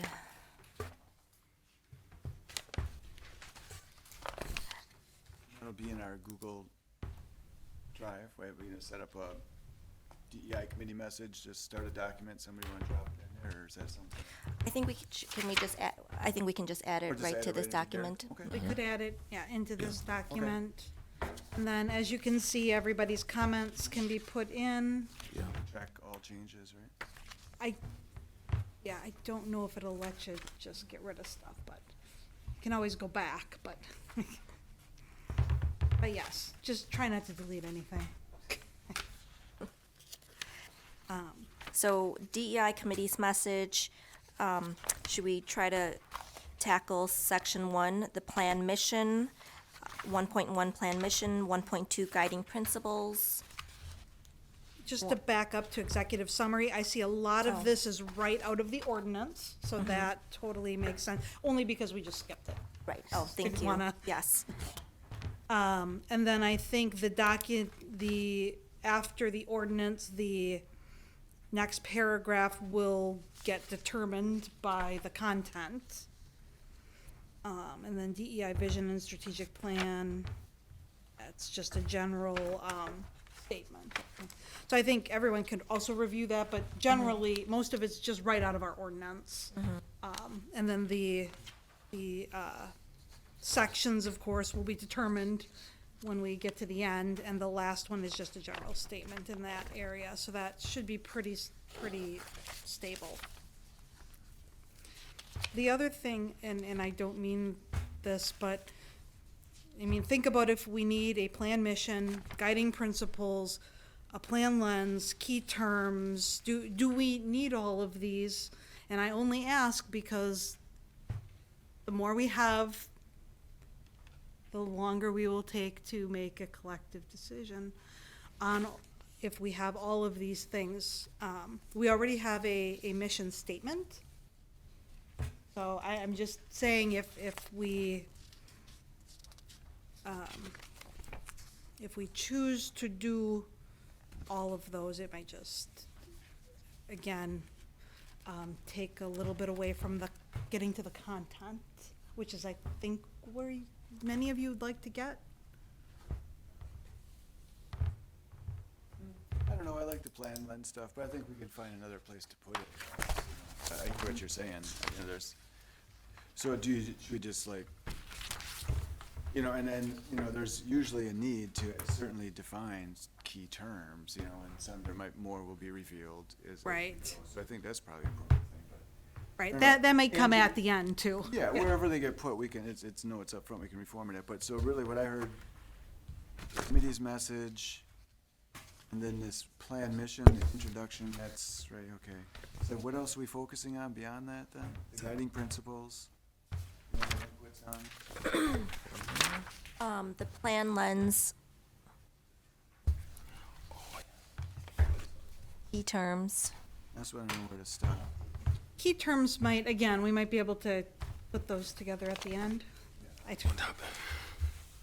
mean, I'm just looking at all the sections, the why is it important, the public engagement, the history of DEI effort, existing DEI resources. If we populate all of these, and I'm not saying they're not important, but it will definitely take time. So, in the end, you guys can decide.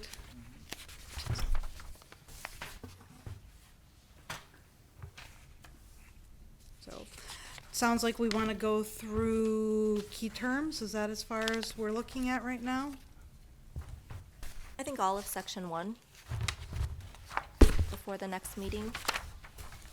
And then if you wanna go above and beyond, by all means, right? Right. It's out there, it's an open working document. But I think as far as just holding ourselves to some level of, you know, progress and making motion that makes sense. I have a question 3 steps out. Do you see it as our role to make recommendations on how these will be measured? Or do we leave it at, we recommend you do this and then we're done? From my understanding, whether we like it or not, we were charged with defining how some of this gets measured. Each Okay. goal and everything, they looked for 3 to 4 or 4 to 5 or some level of metrics. And, you know, again, I can't say that, you know, that's necessarily the right way, but if I would have to look back at what we were charged with, I think it was to that level of specificity that they were asking for details in the strategic plan. You can correct me if I'm wrong, we'll look at it, but if not, I'm all for not Let- going into that coverage, you know. Or as I'm Let me related get back some to- clarity on that. I don't want the committee to get caught up in, we can't come up with a plan because we don't know how to measure it. Obviously, we need a way to execute, right? Because a plan that can't be executed is not a plan. But I don't know if we need to have stats on every single recommendation. Just clarify, because that goes Yes. to phase 1 point early on here, agree on understanding the charter. I think there's still some ambiguity in our understanding. Absolutely. No, I understand. I mean, So I like- don't want to answer in a definite at this point, But but if you can help dig let in me on see that, what I that'd be great. can, yes, understand. But that's why it's important to have this conversation now, right? Because if, for example, 3.12 under goal number 3 gets recommended, the city consistently evaluates and removes barriers for marginalized communities to access essential city services. How we How are we measuring that? Right. And I How think, are we measuring that? right. And again, obviously, the hows are important. Yup. A stat may not be. Maybe that's not our charge. That's why Right. seeking clarity. So, okay. Okay.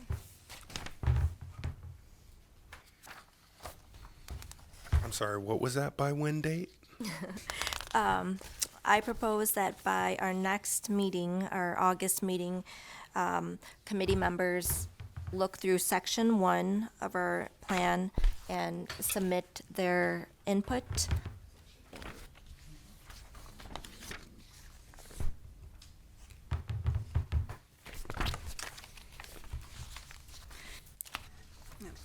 And I mean, just to acknowledge, obviously, there have been a couple committee members who have taken a good amount of time to review this and submit input, and certainly, you know, feel free to build off of what is there with your Sure. thoughts and opinions as well. And we do appreciate, and I know Mouche was one of them who spent a good amount of time looking through this.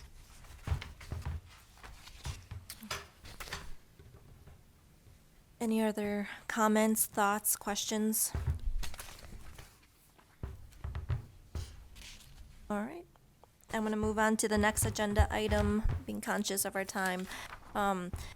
Any DEI-related activities and events in the area that anyone would like to share out? I know me mentioned very briefly an upcoming event. Don't know if she wants to just mention it. Yes, we are going to have our Labor Day Festival on September 3rd and 4th. And it's gonna be at the Winnebago County. So, we always plan to have that one bigger than the Memorial one, so I am really excited about it. So I hope you guys can join us.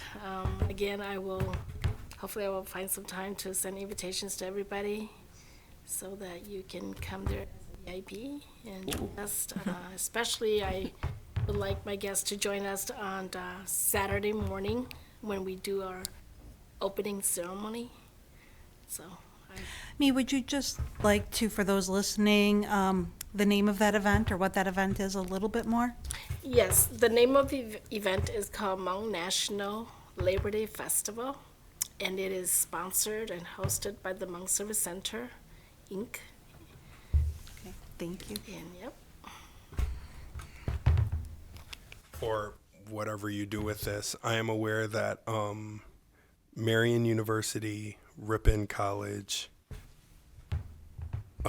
Moraine Park, I believe, have formed a coalition, if you will, to look at forming a region of choice as it relates to diversity. So the colleges have decided to take that on.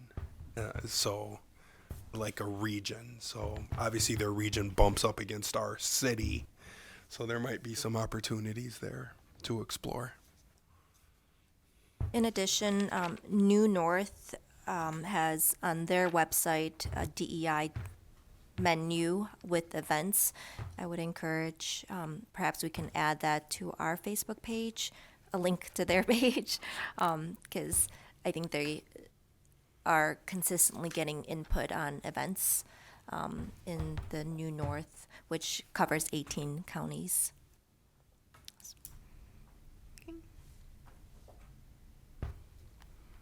Anybody else have any specific upcoming events or anything they just want general awareness to in the community? Mouche and I are on a committee for the community health assessment, which is a plan being developed by the Winnebago County Health Department. They are eliciting feedback to write this community health assessment, compiling data from multiple sources, including narrative data. If anyone would like to contribute any input, so what they're looking at are some of the social determinants of health, and I'm happy to sit down and kind of discuss with anyone if they're interested in what I learned through our first meeting, and if you'd like to contribute any information on that. I'll just say that the community health assessment is, in their words, tells a community story around public health issues, and that includes, well, yeah. So I'll just leave it at that. If anyone would like to know more or like to provide some feedback, I am happy to be that point person.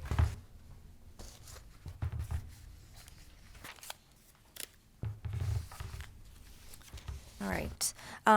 Okay, next item, outstanding items on our agenda, an update on Chief Oshkosh statue.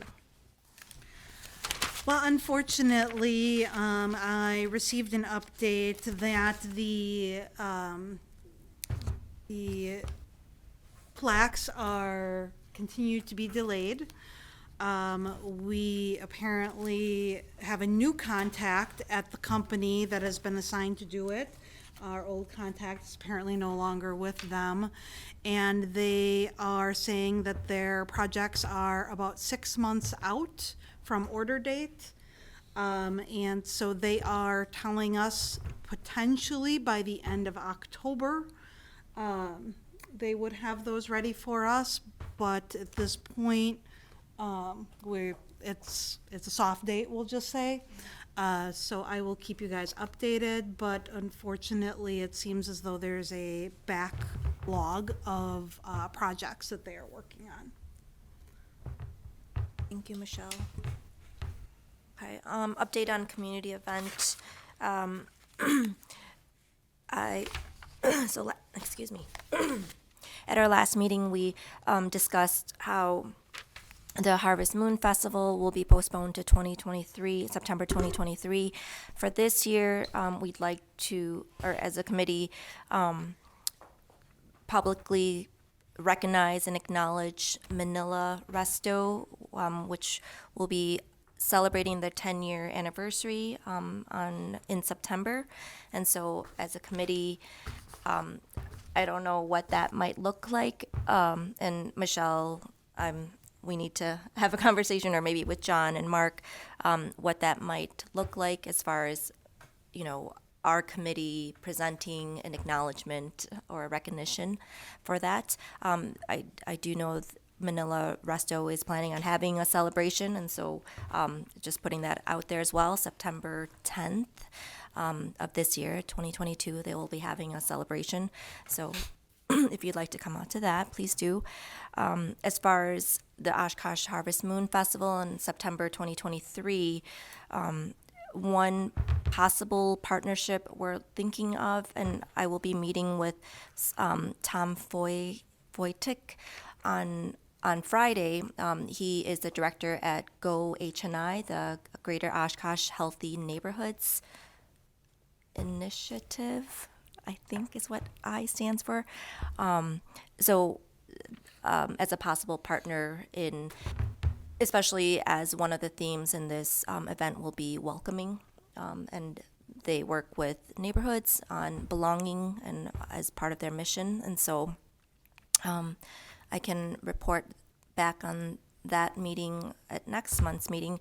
I also did meet with the Oshkosh Area Community Foundation, and they were interested in hearing more about it, and we'll be applying for a grant for that event, which won't open up till later on, but that's part of the process of gaining support, financial support for this event. So those are my two updates on that. Reviewing future items on council agenda. So we touched on this a little bit earlier. As of now, part of our, a change that we'd like to make is that Michelle will start providing links to council meeting agenda items for our review, understanding also that they meet twice a month versus our once a month. So we know that tomorrow they will be meeting, and so it would probably be too late to try to insert a recommendation or any feedback for tomorrow's meeting, but going forward, we'll have those agendas sent to us for our review. Well, just to clarify, I'm happy to send out the agenda so you have them. But I was hoping we can concentrate on the section of what their future meetings would look like, because by the time I send you the agendas for what is happening, it's happening. But they do often talk about in section J. I did give you all the agenda for tomorrow. They talk about future agenda items and future meetings of things that they're going to be talking about. So that if there is something that we would like to offer input on before they're voting on it, this gives us at least a glimpse of things that are coming up for them. That we could talk about them again before it becomes a meeting agenda where they are planning on taking action. So again, as Angie mentioned, we meet once a month, they meet twice a month. Therefore, there could be things certainly that come up that we don't get enough heads up about to at least say, hey, we'd love to give some feedback on.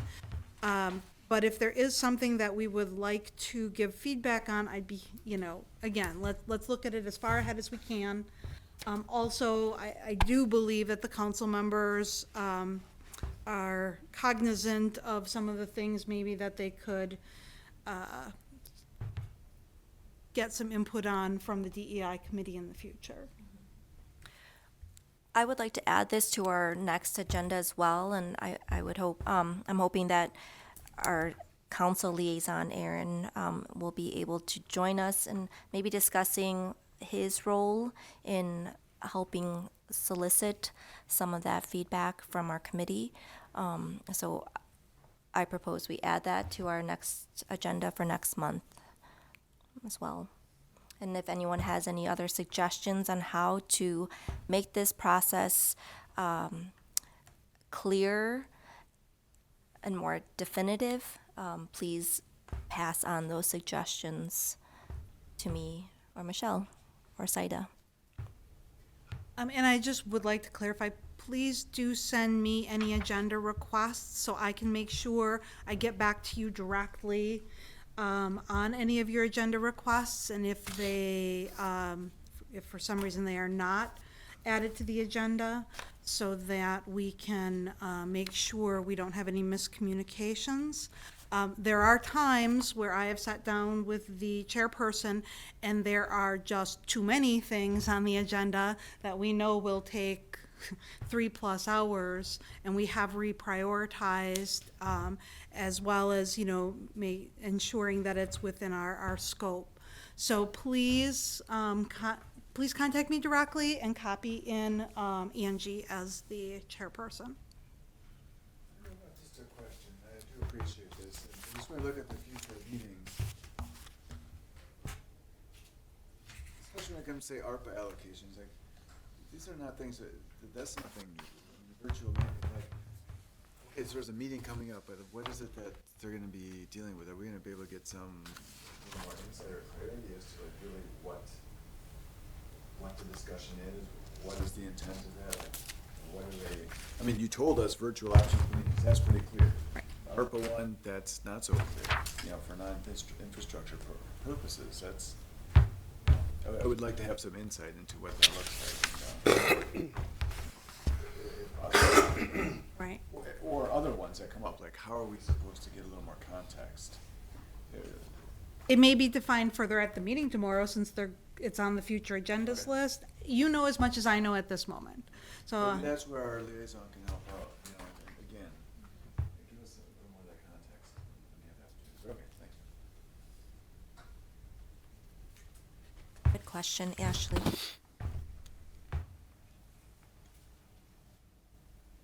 Okay. All right. Last outstanding item, social media.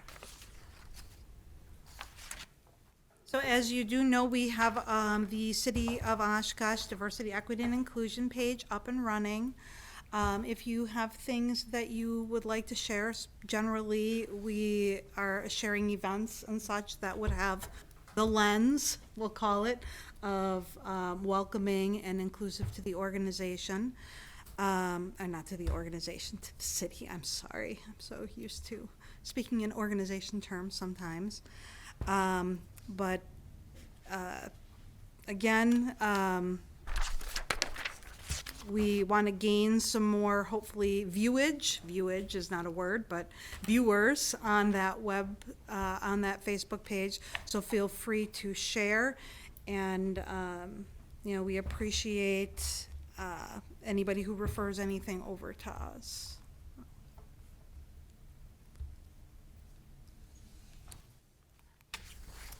Okay, thank you, Michelle. Future agenda items.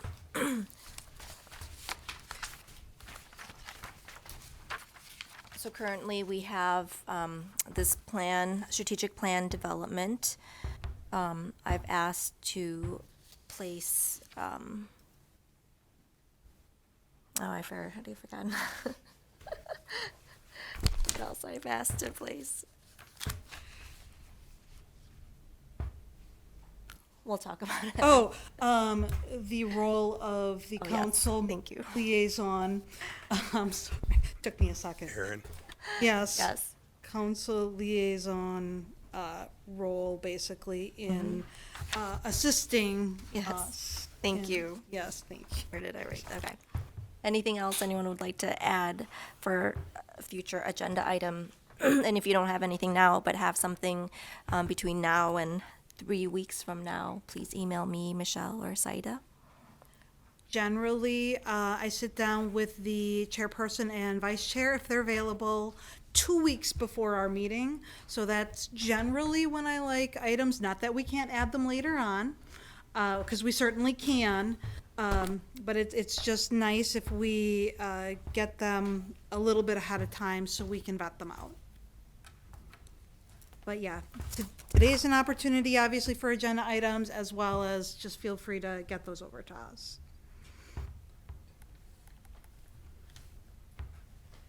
And of course, we have many that are just outstanding and will stay on the agenda. Okay. If there are no other further discussions, can we have a motion to adjourn?